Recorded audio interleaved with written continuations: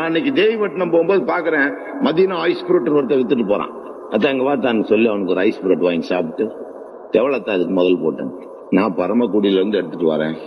சரி இருக்கட்டும், எவ்வளவு சுத்துவா? ஒரு 25 கிலோமீட்டர் சுத்துவேன்.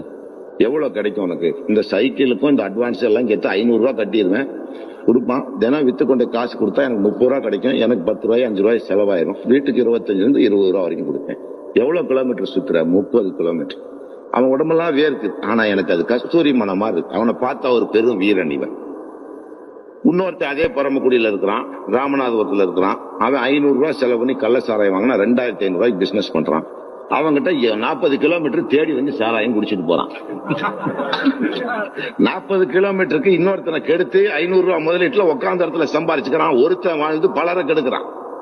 இவன் 40 கிலோமீட்டர் சுத்தியும் 20 ரூபாய்க்காக இன்னொரு இனத்தானுடைய உடல் நலத்தையோ இன்னொரு இனத்தானுடைய உழைப்பையோ உறிஞ்சி தின்னாமல் தன் உழைப்பை, தன் வியர்வையை, தன் உதிரத்தை, தன் நேரத்தை, தன் பலத்தை, தன்னை அர்ப்பணித்து, தன்னை தேய்த்து, தன்னளவில் வாழ்ந்தாலும் இன்னொருவனை கெடுக்கக்கூடிய மாபெரும் பாவங்களை செய்யாத இந்த 26 கோடி முஸ்லீம். சில கருப்பாடுகள் இருக்கு.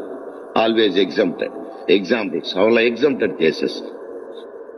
எங்கோ சில கருப்பாடுகள் இருக்குமானால் இந்த சமூக அங்கீகாரம் இல்லை. அந்த கருப்பாடுகள் எவனாவது அப்துல் ரஹ்மான்